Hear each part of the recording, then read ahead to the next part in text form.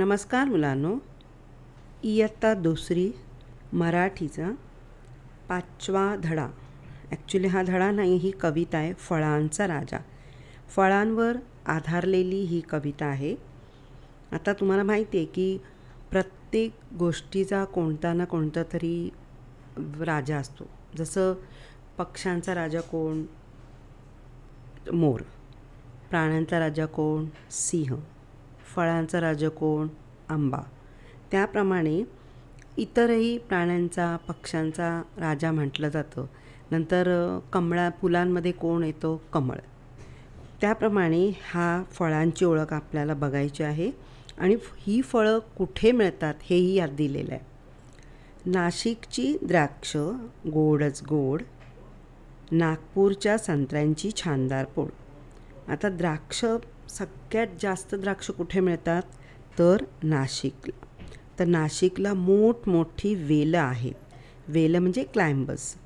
तर ही द्राक्ष कुठे मिळतात आपल्याला? नाशिकला. त्यानंतर नागपूर. तर नागपूर हे संत्र्यांसाठी खूप महत्त्वपूर्ण आहे. तर तिथे नागपूरचं संत्रं मिळतं. तर संत्र्याबरोबर ज्यूस किंवा बर्फी सर्व काही संत्र्यांचीच वस्तू तिकडे मिळतात. त्यानंतर वसईच्या केळ्यांचा मोठा मान, केळ्यांचं शिकरण लागतं छान. आता वसईला काय आहे? केळी.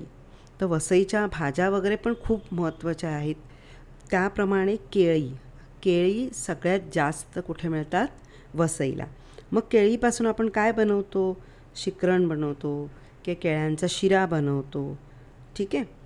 नंतर आपल्याला नुसती केळी खाऊन आपण त्याचं ज्यूसही बनवू शकतो.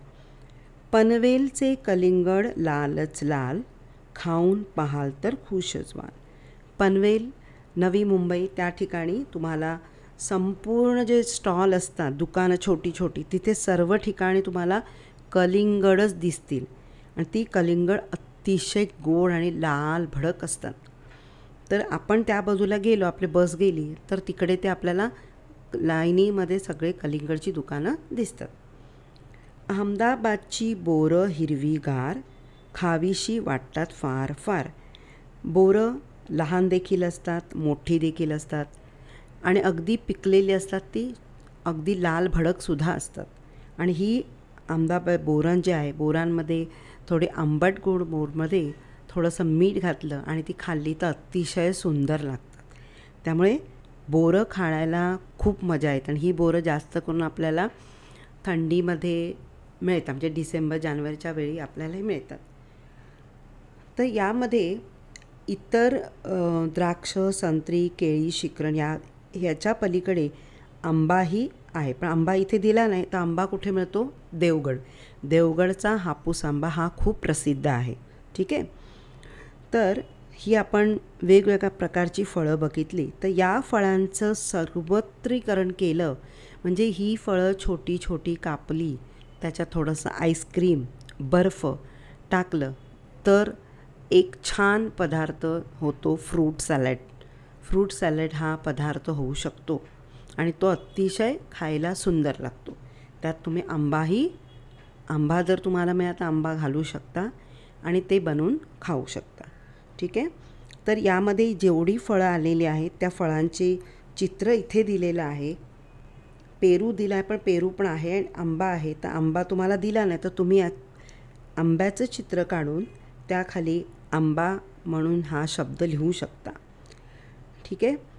तर हे गाणं तुम्ही कविता आहे, पाठांतर करायची. मी एकदा तुम्हाला म्हणून दाखवते.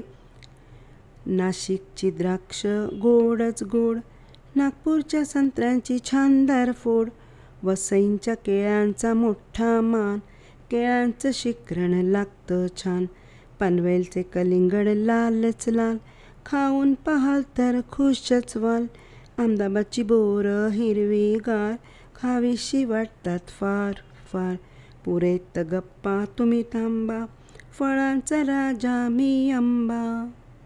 आता हा व्हिडिओ तुम्हाला जर आवडला असेल तर तुम्ही लाईक करा, शेअर करा, सबस्क्राईब करा आणि कमेंट करा. थँक्यू.